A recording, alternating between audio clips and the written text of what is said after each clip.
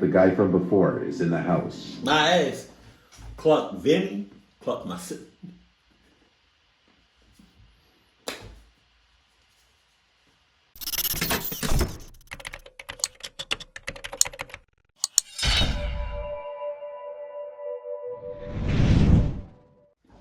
Sup?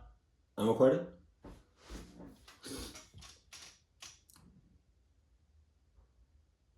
Okay. Sup, though.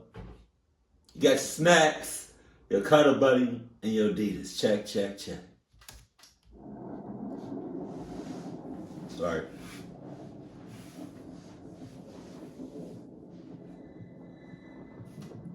Oh, it wasn't even turned up all the way. Okay. Angela, wow. It was Halloween weekend. It was falling on a Saturday this year. My mom always takes decorations and giving out candy very seriously. Why? It's almost like she has to compete with the neighbors to have the most sought-after house. It's not that serious. It's not that serious. I promise you it's not. Trick-or-treat at. We live on a corner in a regular suburban neighborhood, so when we're decorating, we also decorate the side yard of the house too. Since Halloween was a Saturday this year, kids started trick-or-treating earlier in the day. However, it was a cloudy, cold day, and there was a chance of rain in the forecast. My mom apparently couldn't understand that this may have been a factor as to why there weren't many trick-or-treaters out. Instead, after a few trick-or-treaters seemingly skipped our house, she assumed it was because there weren't enough decorations out to attract the trick-or-treaters. She told me to go get whatever containers were left in the attic containing decorations. I insisted this wasn't necessary, but she insisted otherwise and forced me to. So I went up to the attic, which is directly... So now you've... I heard attic. We gonna get to that. So now you... First of all, cluck these damn kids. Cluck all of them, okay? All right, it's not that serious, Mom. It's never that serious. I've been wanting to tell you this shit since I was 2 years old. Now I'm 18 and you still doing this. It's never that serious. Kids, come on now. It's Halloween. Like, come on. It's not, come on. Come on. Mom, relax. It's Halloween. And I'm helping you paying this electric bill. That's $1,000 every year. And I'm getting tired of it. I really am. Okay? Jesus Christ. This is the only day out of the whole year that the electric bill is $1,000. Every other month is $54. Oh, you gotta add it. And you gotta add it. You have it. Above my bedroom. The attic door is in the hallway upstairs. I pulled down the door and climbed up the ladder. We had the holiday containers sorted a specific way, so I went over to where the Halloween containers were. There were only a couple still left up there. I opened one to see what was inside, and said good enough. I started dragging the container out towards the attic door, then I carefully slid the container down the ladder. As I was about to climb down out of the attic, I thought I heard something on the opposite side of the attic. Just go down. Just go down. Just go down. Just go down. Just go down like you didn't hear shit. Okay? You said it was good enough. You show your mom. She said it's not good enough. Go back upstairs. Mom, how about you take your ass to the attic? I don't give a damn who I'm talking to right now. It's been 17 years and you still doing the same shit. Okay? Take your ass up there to the attic. Okay? Please. And when you up there,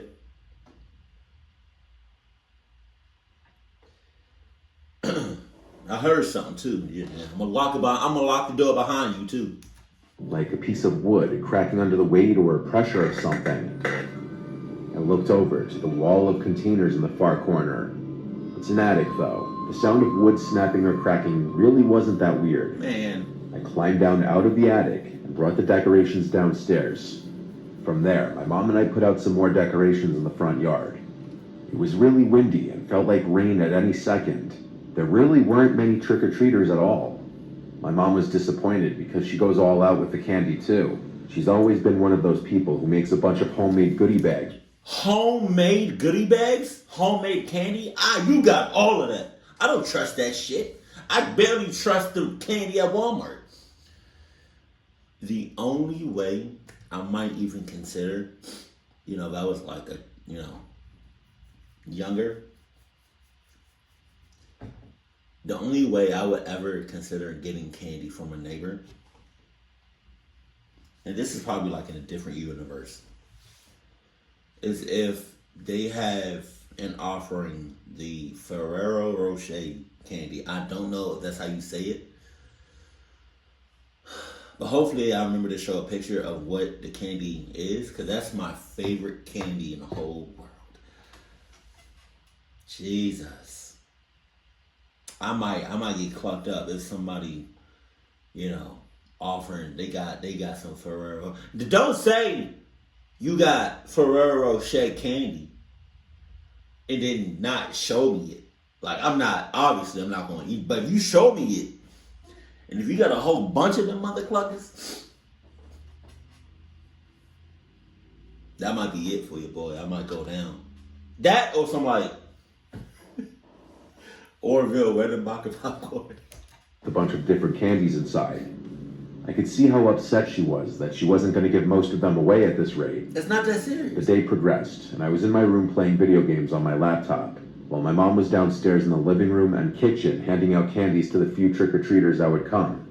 And then it started to rain. I can literally see somebody going crazy because of their Halloween decorations or like Christmas decorations. And like they went all out and nobody really notices. I could see somebody, like a parent or whatever, stopping a kid by the throat, talking about something. Hey, mother clucker. How many times you gonna walk past my house and not acknowledge my shits? Look at my shits. They bright as shit. They spooky as shit. Okay? Walk by my house one more time, and me and you gonna have a mother clucking problem. Okay? Okay. Get your ass up and eat. Much put a damper on the rest of the day trick-or-treaters wise. I was gaming in my room when I heard a crack from above my room, in the attic. Again, not really abnormal, but I made a mental note that was the second time I heard something from up there. The rest of the day was rainy, and that night it turned into a thunderstorm, perfect for Halloween night. I used to be a big gamer in my teens, and so instead of going out with friends on a Saturday night, I would often just stay in playing video games, unfortunately. This night was no exception to that. I stayed up really late into the night, past my... Oh, you know what I just thought about? Horror stories involving like online gaming. Cause don't some people can't people get like your IP address and find out where you live and stuff like that? I feel like there's some horror stories doing online gaming. I don't know if I ever reacted to that before. I don't know if I've ever seen that before. Because you could definitely get somebody's personal information through, like, I guess their network or IP. I don't really know how that works. Parents. It was still raining outside. Then I heard something above me again. This time it sounded like footsteps. I was wondering if my mom was in the attic putting stuff away, but it was late at night. I sat and listened for a while. The sound stopped. I paused my game and went out into the hallway after a couple minutes, and I saw the attic door was open. Oh my God. I now heard noises from downstairs in the kitchen. I heard the sound of things being moved around in the fridge. My heart was racing now. I tiptoed down the hall to my parents' room and quietly opened the door. When I saw both my parents fast asleep in bed, I felt my stomach twist and I felt sick. I quietly closed the door and went up to my dad to shake him awake. He woke up easily, and I whispered to him, "There's someone in the house." He immediately sat up and said, "What?" I said, "There's someone in the kitchen right now in the fridge. I think they're..." Don't do that. Don't do that. Don't do that. We all got home from the games today. Talking about what? I very clearly and very almost loudly said there's somebody in the house. You know? You heard what I said. I know you heard what I said because you woke up. There's somebody in the house. Don't say what. Like you didn't say like you didn't know what I said. Or you kind of know what I said. You know what I said. I know what I said. My ancestors know what I said. There's somebody in the house. Y'all know what I said. Don't do that. Don't do that. Please don't do that. We don't have time for the cluck shit. In the attic. My dad is not a large or confrontational man. He keeps a police baton under his bed in the case of an emergency. What the hell is a police baton? Baton? I don't got time to look it up. Is that the stick? No. You know some officers have like that stick, that weird stick. The only baton that I know about is from like cheerleaders. Or like that movie Bring It On, like the batons. But I don't know why he would have a cheerleader's.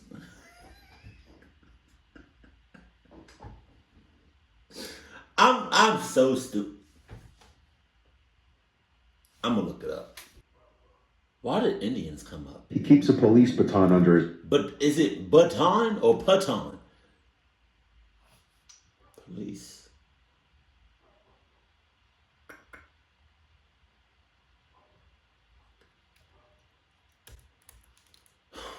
Oh, baton. Is that it? Police. Yeah, it's a little stick. That's a weird. That's that. I see people, police be clucking some people up with that stick. Is it metal? It looks like it. Okay. That's what I thought it was. Okay. All right, bet. Now we go back to video. Sorry, guys. Sorry. Bed in the case of an emergency, but I don't think he ever thought he'd have to actually use it. My dad told me to stay quiet. He went to go look out into the hall quietly. When he came back inside, he whispered that he saw someone down the hall climbing into the attic. He shut the bedroom door and he locked it and then called 911. By now, my mom was awake too, but we all stayed as quiet as possible and didn't freak out. It was now a waiting game until the police showed up. My dad went downstairs to open the front door. The attic door was now shut. The police had to go inside, and they found some home... Thank you. Do you realize, thank you for having some common sense and not saying, going downstairs and be like, hey, I see you. I'm calling the police. Thank you for staying calm, at ease, quiet, and just calling the police. Thank you. Looking man hiding in the corner behind that wall of containers. The sounds I was hearing were in fact from a person the whole time. The man, while seeming dirty and kind of scary looking, apparently was very straightforward and honest, and he simply walked in when he saw the front door was open the day before. So whose fault is that? Cause me as a child, it's not my clucking fault. Hey mom. Hey dad. What we doing? I don't know. I always lock the door. Okay? Every time. Mom, you're a little questionable. Dad, I don't even know what you do for a living, so I don't, you could be questionable. And he had no place to sleep. He brought one of our blankets up there, and there was a jar of peanut butter up there too that he was eating. Peanut butter? The whole thing is still very disturbing. I wonder how things would have played out if I or my father confronted the man instead of the police. Peanut butter? My parents didn't press any charges. Peanut butter. Was it chunky or the smooth one? Because if it was a chunky one, we got a problem. I got a question. If you have a homeless person, like living in your house, right, and you don't know, and police come, they take him away. And you press charges, like, or let's say you want to sue for like emotional distress or whatever, right? Who getting that money? Like, where's that money coming from? Because it's not coming from the homeless person. Is it coming from the city? Like, I was 18. I threw a house party at my parents' house for Halloween. Jesus. It was closed invite, meaning I told people not to bring strangers. Usually when you tell somebody not to do something, they do it. I don't know why that is. It just is. Maybe it's like some of the humans out here, they do it. And the reason I say some of the humans is because I don't want to associate myself with no cluck asses out there. So it's like, you tell somebody not to do it, and then they do it. Why is that so hard? Just don't do the shit. Damn. I'm not saying that, one of the people's off his list of people to come to the party is going to bring somebody else. I don't know what's going to happen. But it's a 50-50 shot that somebody's going to bring somebody that they don't know. Or like the host doesn't know. That was a rule my parents gave me. They were not at the house that weekend, which was why I was able to throw the party, with another rule being the place needed to be even cleaner than it was before the party. I invited around 50 people, and probably around 40 ended. I don't even know 50 people. Like, 50 people that I trust. Like, wholeheartedly.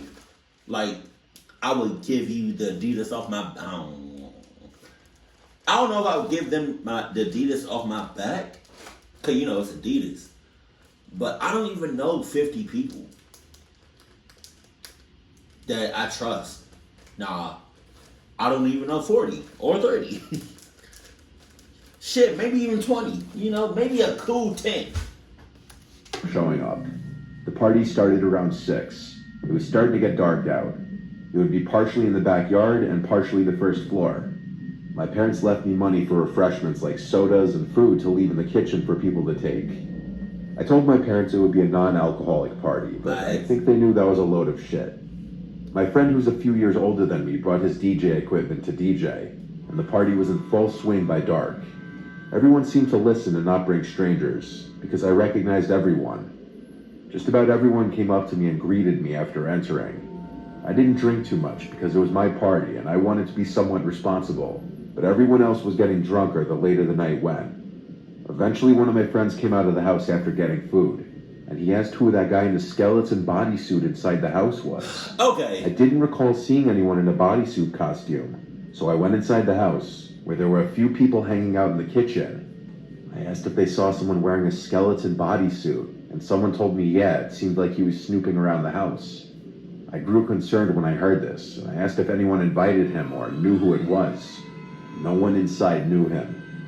I looked around the house and then found him. He was walking down the stairs. I asked, "Who are you?" And he said, "Mike, I was using the bathroom upstairs." It was a really deep voice. He sounded older. His frame was also a bit larger. Not like muscular, just a stockier looking build. I asked, "Who invited you?" And he said, "Tom." I didn't know a single Tom, so I asked, "Who's Tom?" Then I just asked him if he could take his mask off. He didn't listen or even respond.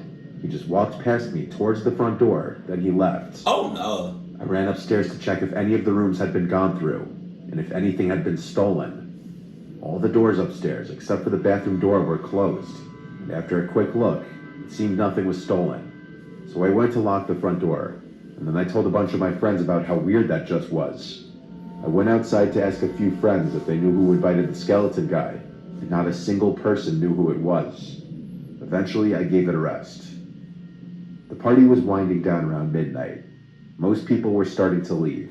A few close friends stayed behind a little later to help clean up.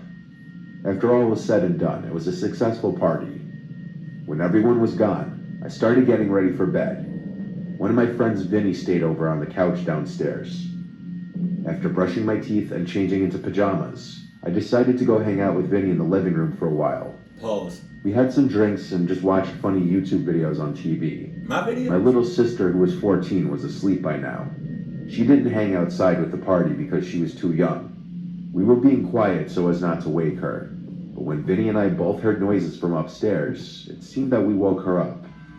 I was expecting the sounds, which sounded like footsteps, to move to the bathroom or something. I got a little confused when I never heard my sister's door open. I decided to go upstairs just to check on her. I knocked on her door, and she didn't answer. I opened it a crack and saw that she was sleeping. So what were those sounds I was hearing then? Man. I went to my parents' room and realized the door wasn't clicked shut. I was able to just push it open without twisting the doorknob, which was odd because I made sure their door was closed before the party. I looked inside the room without turning on the lights. Then, as I backed out of the room, I looked through the crack of the door, and on the other side, I saw that guy in the skeleton bodysuit. I made no mistake, I knew what I was looking at. I'm impressed with myself for not running or screaming. My ass. Pretended I didn't see him and pulled the door closed. My ass. Then I went downstairs and told Vinny that the guy from before is in the house. My ass. Cluck Vinny. Cluck my sister.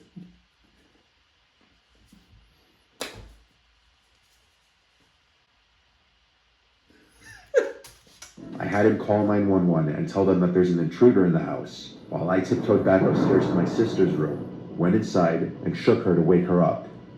I explained to her what was going on and made sure she would be quiet while following me downstairs. She did a good job not freaking out either. When we were downstairs, we met Vinny in the kitchen by the back door, where we went outside to the backyard. Then we cut through the side to the front and went to our neighbor's house, ringing the bell at least 3 times.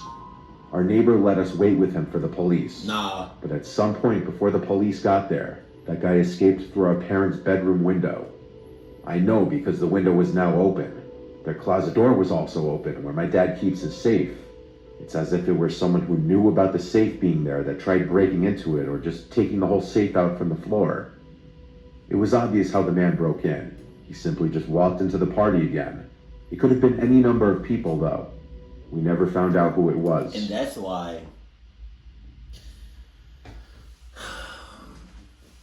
why you can't have large amounts of people at your house. Especially at your house. You can't keep track of everybody. That's a lot of people. You know? Just saying. So out of your 50 friends, you gotta check every last one of them from head to toe. Just saying. Hey, I'm telling you like it is. And out of that 50, you might have to cut off like a good 30 of them. But it was someone who knew I was having a party, someone older, and someone who knew about my parents' safe. My sister ended up telling our parents about it, and obviously that was the last party I was ever allowed to throw at their house. James.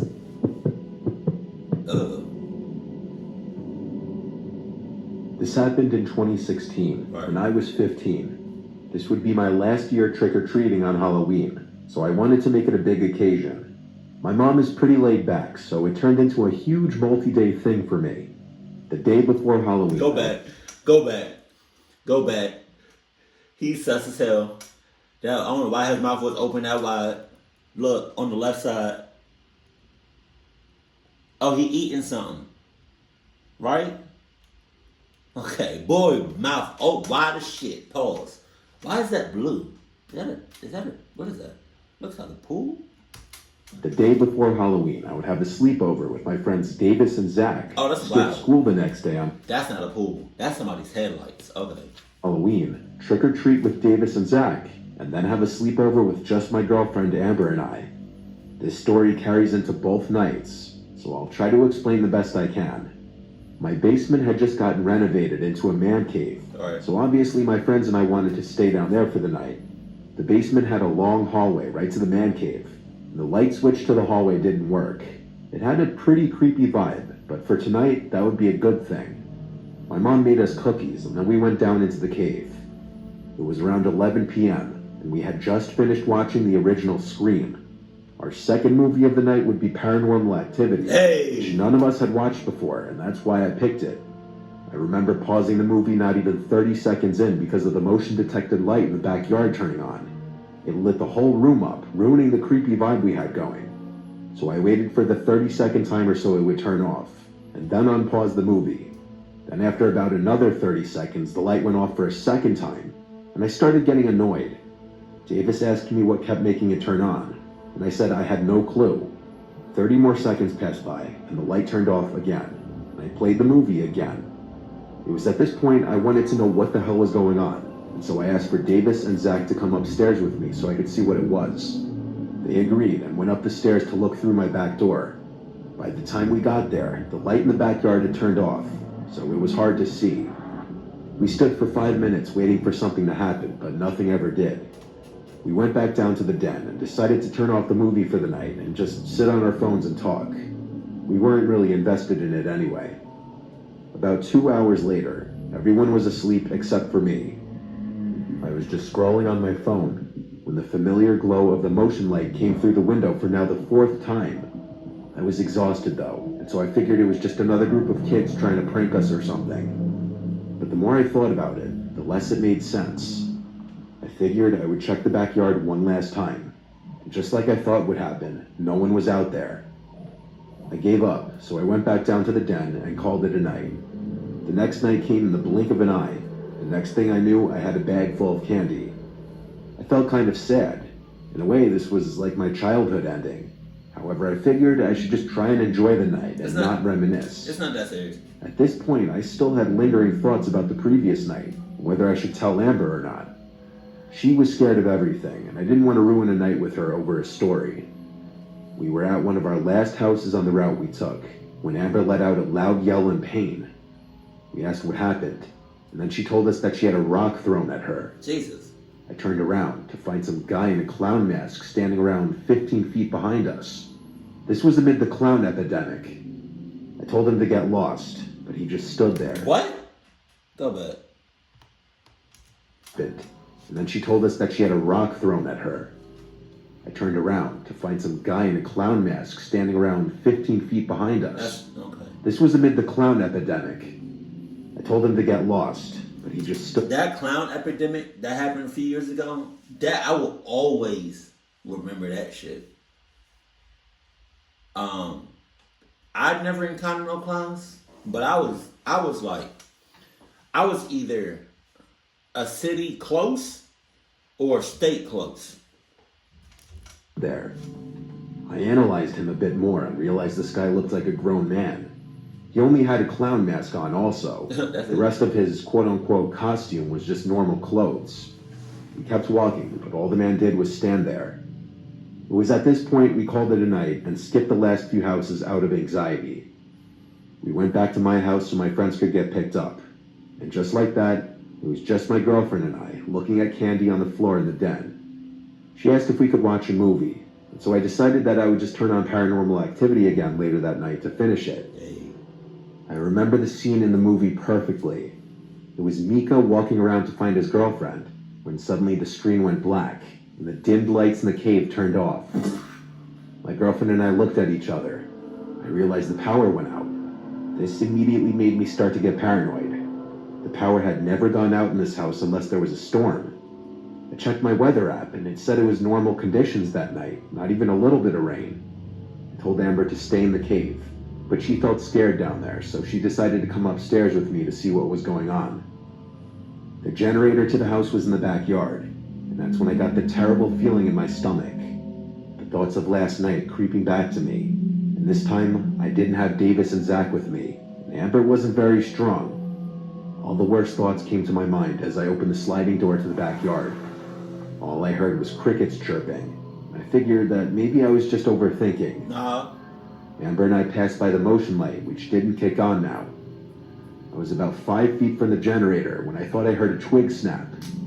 Amber and I looked towards the forest on the far side of the yard, with the only sounds being crickets. But we felt like we were being watched. I almost felt like I had to throw up. I decided we'd rather stay in the house with no lights on than be out here. I didn't want to be outside any longer. Amber started making her way inside. And that's when I saw him. The same guy in a clown mask, standing to the side of my shed. We just stared at each other for a while, like he was trying to scare us. And then he suddenly jumped forward and started sprinting at us. Man! I ran to the back door and slammed it shut after Amber. We ran down into the cave, and we got behind the barn. Hey, Amber. Sorry, boo-boo.